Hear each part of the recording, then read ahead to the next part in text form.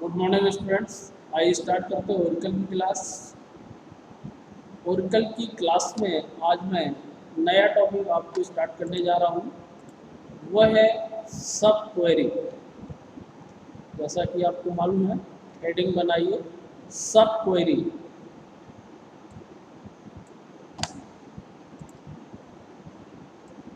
Okay, सब query copy पे note करिए। सब क्वेरी क्या होती है आज हम सीखेंगे। बहुत इम्पोर्टेंट होता है। जैसे हमने ज्वाइनिंग सीखा वैसे ही सब क्वेरी का भी इम्पोर्टेंस है। यदि मैं डेटाबेस की बात करूं, जिसको सब क्वेरी का और ज्वाइनिंग का अच्छा नॉलेज होता है वो डेटाबेस में बहुत अच्छे तरीके से वर्क कर सकता है। इसलिए सब क्वेरी को सीखना मस्ट है। और सब क्वेरी यदि आपको अच्छी आ गई तो आप आसानी के साथ डेटाबेस को हैंडल कर सकते हैं। इससे आप देखेंगे बहुत अच्छे अच्छे रिजल्ट निकाले जा सकते हैं। जिनको सब क्वेरी का नॉलेज नहीं होता है वो क्वेरी क्रिएट करने में परफेक्ट नहीं होता है। तो आइए स्टार्ट करते हैं। सब क्वेरी जैसा कि आपने पढ़ा है, नेस्टेड इफ, सब, लूप, यानी कि उसी प्रकार से यहाँ प्रोग्रामिंग लैंग्वेज में जैसे वहाँ नेस्टेड का यूज किया जाता है, उसी प्रकार से यहाँ डीबीएमएस में सब क्वेरी का यूज करते हैं। जब एक क्वेरी के अंदर दूसरी क्वेरी सेम, तो वो आपकी क्या हो जाएगी, सब क्वेरी। तो लेकिन इस क्वेरी में एक इनर क्वेरी होगी, एक आउटर क्वेरी। जैसा कि वहाँ प्रोग्रामिंग में मैंने आपको सिखाया है, एक इनर लूप, एक आउटर लूप। ऐसे ही समझाने की कोशिश में करता हूँ। आइए स्टार्ट करते हैं। सब क्वेरी का सबसे पहले सिंटेक्स लिखिए आप। सेलेक्ट लिस्ट फ्रॉम टेबल और वेयर एक्सप्रेशन ऑपरेटर।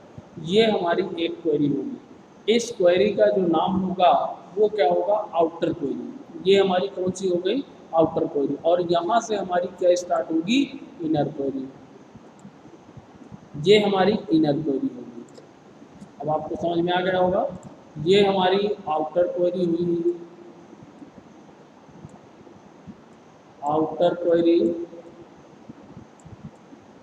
ये, और ये हमारी हुई इनर क्वेरी। ओके, आप समझ गए होंगे। इनर क्वेरी ये आपकी यहाँ से यहाँ तक इनर क्वेरी है, और ये आपकी पूरी क्या है, आउटर क्वेरी है।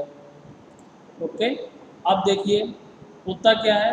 सबसे पहले यदि मैं बात करूं इनर क्वेरी की, ये जो हमारी इनर क्वेरी है, सबसे पहले हमारी इनर क्वेरी जनरेट होगी, यानी कि सबसे पहले ये एग्जीक्यूट होगी। जब ये एग्जीक्यूट हो जाएगी, इसके बाद इसका जो रिजल्ट आएगा, एग्जीक्यूट होगी और इसका जो रिजल्ट आएगा, एक्चुअल में जो रिजल्ट आएगा वो रिजल्ट इसके लिए जो आउटर क्वेरी होगी उसके लिए एज ए इनपुट होगा।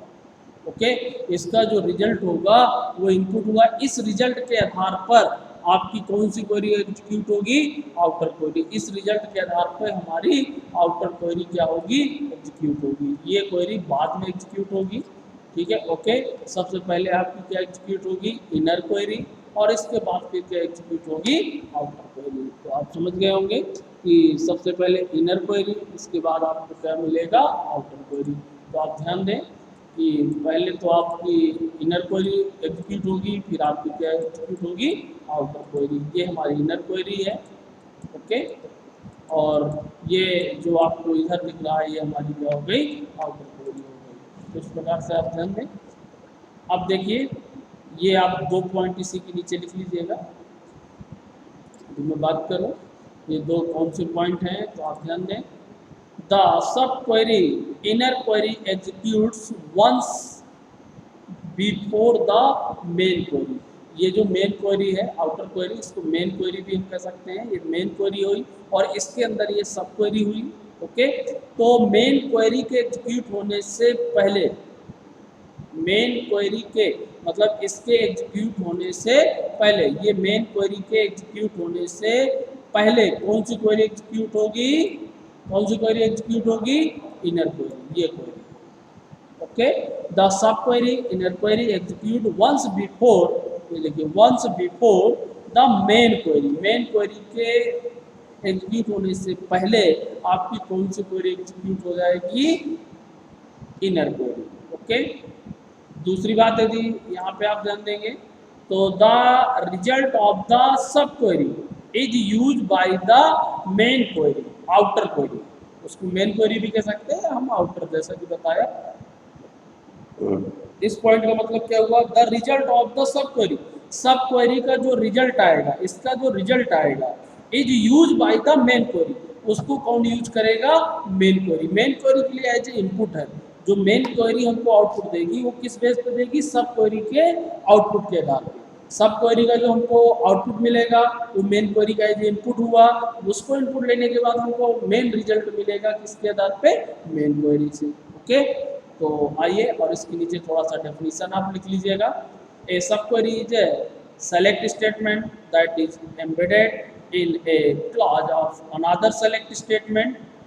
जो सब क्वेरी है सेलेक्ट स्टेटमेंट के साथ एम्बेडेड होता है दूसरे सेलेक्ट स्टेटमेंट के साथ, यानी कि कहीं ना कहीं दो सेलेक्ट स्टेटमेंट यूज हो रहे हैं। देखिए, एक ये सेलेक्ट स्टेटमेंट है आपका और एक आपका ये सेलेक्ट स्टेटमेंट है। Okay, you can build power statement out of the simple ones by the using the subquery. They can be very useful, बहुत ज़्यादा इसका यूजर नीड, इसकी ज़रूरत पड़ती है हमको डेटाबेस में। जब हम डेटाबेस एज ए एडमिनिस्ट्रेटर काम करते हैं तो इसकी बहुत ज़्यादा ज़रूरत पड़ती है। Select the row from the table with condition depending on the data itself, ये एक इम्पॉर्टेंट पॉइंट है कि इसकी हमको ज़रूरत कब पड़ती है, जब किसी एक टेबल सेल्फ स्वयं की टेबल में कोई कंडीशन लगाकर डेटा को फिल्टर करना हो। जैसा कि मैं बताया था सेल्फ ज्वाइनिंग, तो वहाँ तो सेल्फ ज्वाइनिंग करके मैंने दिखाया था एक टेबल में, लेकिन उसी टेबल से यदि हम उसी के डेटा को निकालना चाहते हैं तो उस समय हमको सब क्वेरी की बहुत आवश्यकता पड़ती है। अभी मैं आगे एग्जाम्पल समझाता हूँ, आपको समझ में आएगा। ओके, इसके बाद you can place the sub query in A number of SQL classes. किस किस में हम सब क्वेरी को प्लेस कर सकते हैं, तो आप यहाँ देखेंगे सब क्वेरी को जो हम यूज कर सकते हैं वेयर क्लास के साथ, हैविंग क्लास के साथ, फ्रॉम क्लास के साथ। ये जो तीन क्लास हैं इन तीनों क्लास के साथ हम यूज कर सकते हैं। ये तीनों क्लास किसके हैं, वेयर कंडीशन लगाने के लिए यूज होता है, हैविंग क्लास ग्रुप के रूप में यूज होता है, और फ्रॉम नॉर्मल क्लास होता है विदाउट कंडीशन के। तो ऐसे हम तीनों के साथ इसका यूज कर सकते हैं, तो ये नोट कर लीजिएगा। ओके, इसके बाद सिंटेक्स मैंने आपको बता दिया। अब बात करते हैं ऑपरेटर की, कौन से ऑपरेटर इसमें यूज होते हैं। Include a comparison operator such as a less than equal to greater in, ये सारे comparison operator. Note, comparison operator fall into two class, single row operator, मतलब जो सिंगल रो ऑपरेटर होते हैं वो ये हैं, इनमें यूज होता है। एंड मल्टी रो ऑपरेटर, जिसमें एक से अधिक रो निकलते हैं, वो क्या है, इन एनी ऑल, उसमें भी हम यूज कर सकते हैं। सिंगल रो का मतलब समझ गए होंगे, जो सिंगल कंडीशन पे हम इम्प्लीमेंट करते हैं एक ही रिजल्ट हमको मिलेगा, बड़ा है कि छोटा है, लेस देन है, ग्रेटर देन, इक्वल टू है, नॉट इक्वल टू है। और इनके साथ तो बहुत सारे हो सकते हैं ना, रोल नंबर 1 नंबर का भी, 3, 5, 8, ऐसे एनी ऑल, इनके साथ मल्टीपल रो आपको मिलते हैं। तो दो तरीके से इसका यूज करते हैं। ओके, चलिए अब स्टार्ट करते हैं सब क्वेरी का समझना और एग्जाम्पल। यहाँ तक मैंने आपको थ्योरिकल पार्ट समझाया, शायद आपको समझ में आ गया होगा। यहाँ से आपको लिखना है सब क्वेरी और उसका सिंटैक्स, ये आप यहाँ पे लिखेंगे, उसका इनर आउटर क्वेरी समझाया, डेफिनीशन कहाँ कहाँ पे यूज होता है, नोट के रूप में मैंने ऑपरेटर्स भी बताए। अब हम बात करते हैं सब क्वेरी के एग्जाम्पल। आइए इस एग्जाम्पल को समझते हैं पहले। ओके, पहले मैं यहीं पे समझा, पहले इसको मैं रन करके आपको दिखा देता हूँ और इसके बाद समझाने की कोशिश करते हैं। तो सबसे फर्स्ट मैं ओरिकल ऑन करूँगा। ओरिकल मेरा आज नया सिस्टम है। ओके, तो एक्चुअल में ओरिकल में हमारा यूज़र बना रहता था पर डे, आज हमको यूज़र क्रिएट करना पड़ सकता है। हम एक नया यूज़र उसमें क्रिएट कर लेते हैं। पुरानी टेबल भी हमारी डिलीट हो गई होंगी, जो ज़रूरत पड़ेगी वो टेबल हम आगे बनाते जाएंगे। ओके, ये हमारा ओरिकल ओपन हुआ। यहाँ पे मैं लॉगिन करता हूँ, सिस्टम CS, ये मैंने लॉगिन किया, लेकिन आज हमारा इसमें यूज़र नहीं बना होगा। आज हमको यूज़र क्रिएट करना पड़ेगा क्योंकि नया ओरिकल है।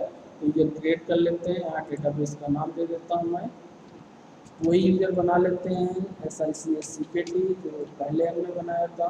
डेटाबेस नेम भी मैं वही दे देता हूँ SICS सिक्योरिटी पासवर्ड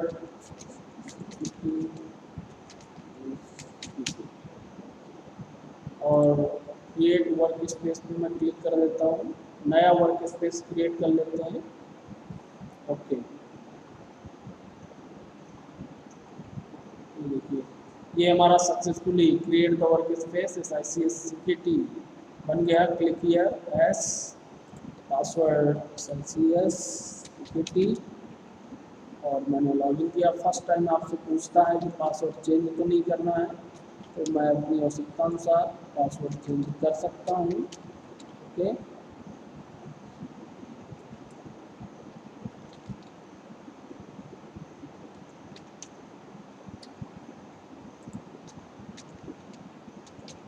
ओके और अप्लाई चेंजेस,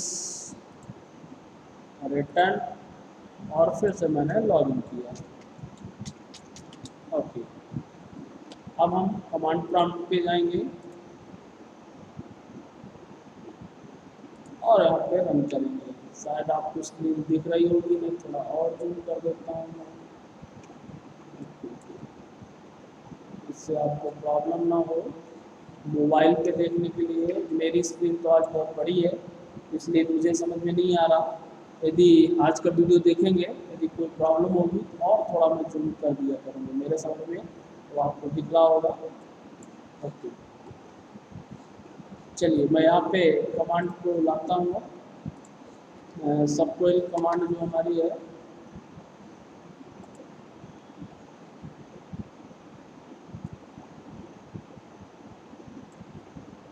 चूँकि ये बाय डिफ़ॉल्ट टेबल पे इम्प्लीमेंट है, EMP नाम की हमारी बाय डिफ़ॉल्ट टेबल बनी होती है।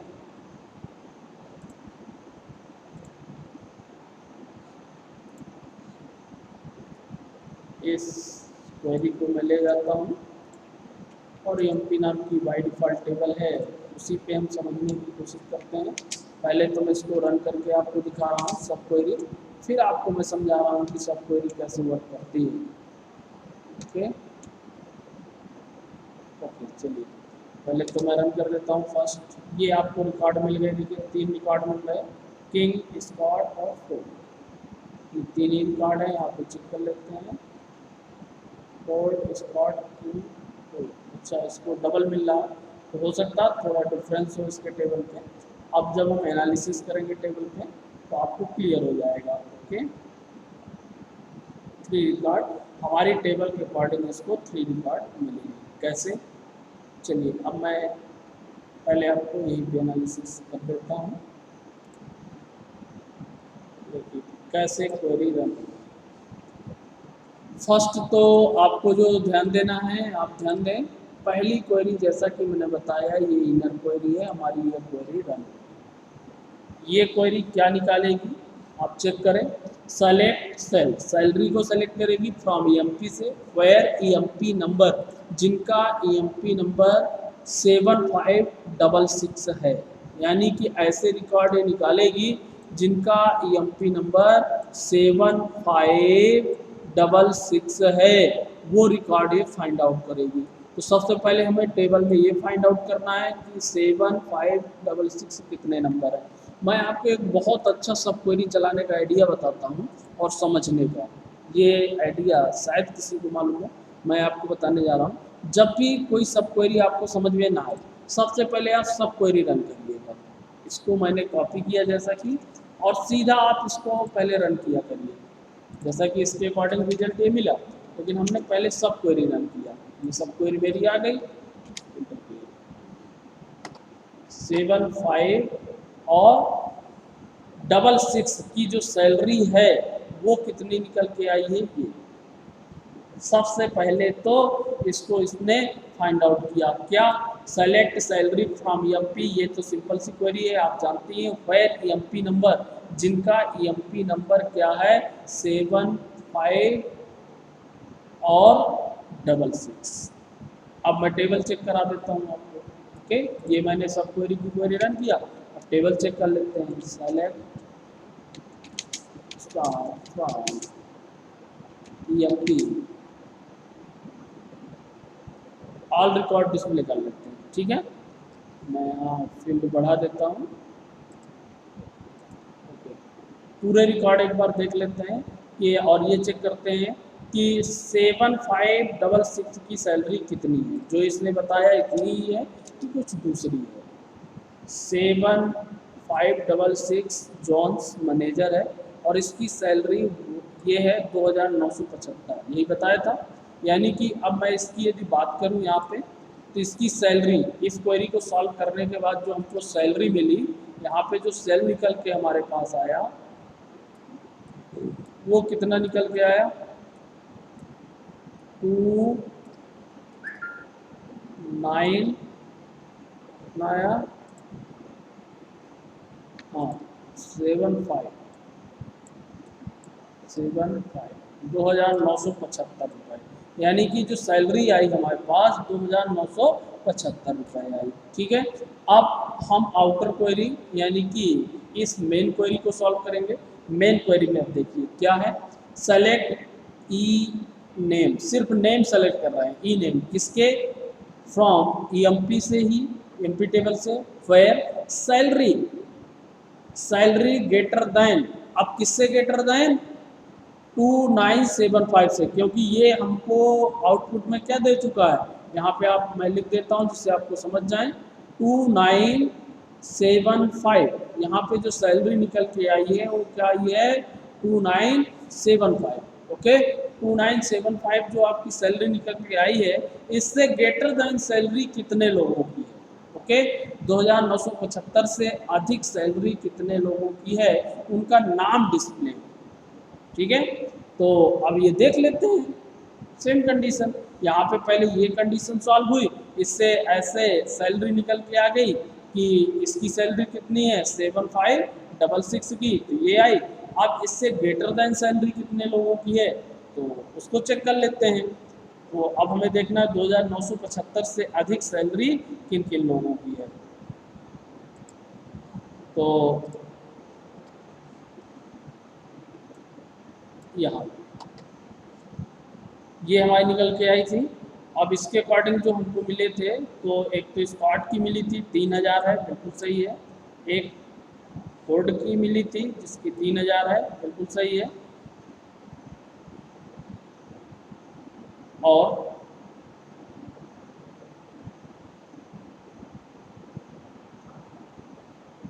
मैं अब एक और अच्छा तरीका आपको बताता हूँ चेक करने का। यहाँ पे अब मैं इस क्वेरी को सॉल्व कर देता हूँ। ओके, मैं इसको चेंज कर देता हूँ और यहाँ पे जो हमारी सैलरी आई, select star E name from EMP where salary greater than, और कितनी निकल के आई है सैलरी ग्रेटर देन हमारी 2975। सीधा आप लिखते, मैं आपको समझाने के लिए ऐसा लिख रहा हूँ कि जिससे आपकी क्वेरी आपको समझ में आया। ऐसे रिकॉर्ड कितनी निकल के आई है 3, यानी कि हमको पता चल गया 2,975 से अधिक जिनकी सैलरी है वो कितने लोग हैं, 3 लोग हैं। किंग है, स्कॉट है और फोर्ड। ओके, ये तो 2,975 से अधिक सैलरी वाले जो रिकॉर्ड हैं उनके नाम यहाँ पे आपको क्या हो जाएंगे, डिस्प्ले हो जाएंगे। तो अब आप यहाँ से रन करके देख सकते हैं। किंग आया था 5,000 है, बिल्कुल सही है। स्क्वाड आया था, स्क्वाड आया बिल्कुल, और फोर्ड आया। ओके, ये देखिए हमारे इस टेबल के अकॉर्डिंग, इस टेबल के अकॉर्डिंग 3 ही लोग हैं जिनकी सैलरी हमारी 2,975 से अधिक है। ओके, तो इस तरीके से आप क्वेरी को सॉल्व करेंगे और समझेंगे। अब मेरे समझ में आपको सब क्वेरी समझ में आ गई होगी, और इसका मतलब क्या हुआ ये भी समझिए आप। मैंने एक ही टेबल पे 2 कंडीशन लगा के ऐसे निकाल लिया। पहले तो मैंने निकाला कि ईएमपी नंबर जिनका 7566 है उसकी सैलरी कितनी है, एक क्वेरी तो मेरी ये सॉल्व हो गई। दूसरा मैंने उसी पे लगाया कि जो भी 7566 की जो सैलरी है उससे अधिक कौन कौन पाते हैं। मैं ऐसा भी कह सकता हूँ, मान लीजिए इसको निकालने पे हमको कौन मिला था, एक सेकेंड मैं क्वेश्चन आपको समझाता हूँ किस तरीके। जब मैंने ये क्वेरी रन किया था तो हमको कौन, यदि मैं यहाँ पे नाम भी मान लीजिए प्रिंट करा लूँ कि, ओके, और इसको मैं यदि रन करूँगा और उसको क्वेरी एमपी नंबर इतना दिया और मैंने रन किया जॉन्स। अब मेरा क्वेश्चन हुआ कि जॉन्स की सैलरी कितनी है और जॉन्स से अधिक सैलरी पाने वाले लोग कितने हैं। यदि ऐसा मैनेजर आपसे क्वेश्चन करता है तो इस क्वेश्चन को आप कैसे सॉल्व करेंगे। या इस क्वेश्चन को मैं दो भागों में डिवाइड करके बनाता कि पहले जॉन्स की सैलरी निकालता, फिर उससे चेक, जैसा कि मैंने आपको डिवाइड करके दिखाया, फिर मैं चेक करता कि इससे पाने वाले सैलरी कितने लोग हैं। तो ऐसा ना करके सीधा सब क्वेरी के माध्यम से एक बार में निकाला जा सकता है कि जॉन से अधिक पाने वाले सैलरी कितने लोग हैं। मैनेजर ने कहा आपके पास जो जॉन्स है, जॉन्स से कितने लोग अधिक सैलरी पाते हैं। सीधा क्वेश्चन किया तो आप सीधे सब क्वेरी लगाएंगे, इम्प्लीमेंट करेंगे और सब क्वेरी के माध्यम से हमारे सामने ऑटोमेटिक निकल के आ जाएगा जॉन से कितने। यहाँ हम जॉन से भी लिख सकते थे, नेम से भी बना सकते थे सब क्वेरी, वो तो हमारे ऊपर डिपेंड करता है। अभी हमने यहाँ यूपी नंबर से बनाया, तो ये इंपॉर्टेंट होता है सब क्वेरी का। ओके, दूसरा एग्जाम्पल यदि हम देखें, अब आपको समझ में आ गया होगा थोड़ा थोड़ा। ये सबसे पहले हमारी इनर क्वेरी यहाँ पे एग्जीक्यूट होगी, जैसा कि आप देख रहे हैं ये इनर क्वेरी हमारी सबसे पहले एग्जीक्यूट होगी।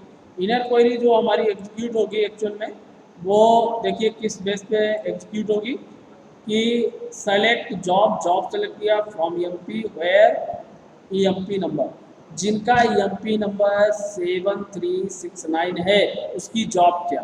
पहले तो ये सेलेक्ट होकर आएगा, जब उसकी जॉब डिक्लेयर हो जाएगी फिर क्या होगा, फिर हमारी ये आउटर क्वेरी रन होगी उस बेस पे।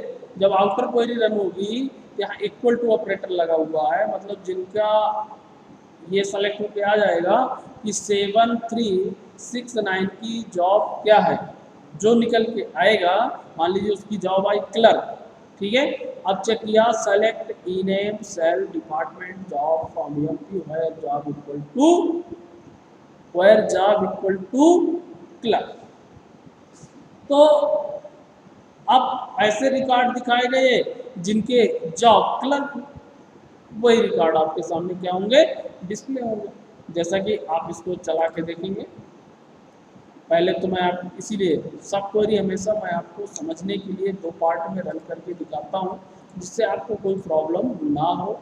मैं यहाँ पे फिर से आपको रन करता हूँ। ये देखिए मैंने इसको रखा, रन किया, इससे हमको क्या निकल के मिलेगा, जॉब, जॉब आई क्लर्क, ठीक है। अब कंडीशन आप समझ गए होंगे क्लर्क। अब सेलेक्ट, अब क्या सेलेक्ट करना है, ई name sal department job where EMP से ही करना है, where job equal to clerk, जिनकी जॉब क्या है, क्लर्क है। तो आप पूरी अब क्वेरी एक साथ रन कर सकते हैं। मैंने इस क्वेरी को लिया और इस क्वेरी को रन करने की कोशिश किया। ओके, इसको ये देखिए सभी की जॉब क्या है, क्लर्क, इतने लोगों की जॉब क्लर्क। इस तरीके से आप क्वेरी सॉल्व करना सीखेंगे। अभी तो हम इसमें स्टार्टिंग है, इसलिए मैं छोटे छोटे एग्जांपल आपको बता रहा हूँ, पहले समझाने की कोशिश कर रहा हूँ। अब जैसे हम आगे बढ़ते जाएंगे वैसे ही थोड़ा सा टफ होता जाएगा। ग्रुप बाय क्लास, अभी तक हमने ग्रुप बाय क्लास अलग यूज किया था, अब मैं यहाँ पे थोड़ा सा और समझाने की कोशिश कर रहा हूँ। यहाँ भी सब क्वेरी है, सब क्वेरी पहले आपको सॉल्व करना है, ये ध्यान दें, कभी भी आपको सब क्वेरी पहले सॉल्व करना है। पहले सेलेक्ट करेंगे select minimum salary from EMP group by department number. Department number wise पहले क्या बनेगा, डेटा निकलेगा, इसके बाद उसकी मिनिमम सैलरी ये निकालेगा।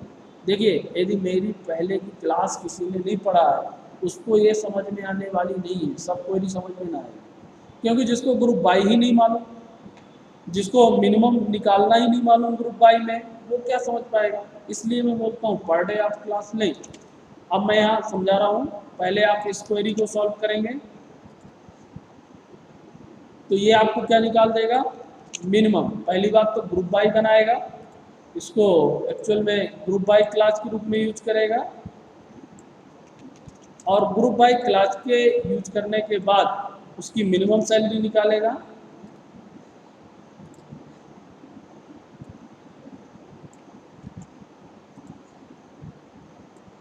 देखिए पहले ये क्वेरी आप सॉल्व करेंगे, इसमें क्या मिलेगा आपको, मिनिमम। ये देखिए सेलेक्ट मिन salary, minimum salary from the EMP group by department number, department number wise minimum salary दिखा दिया।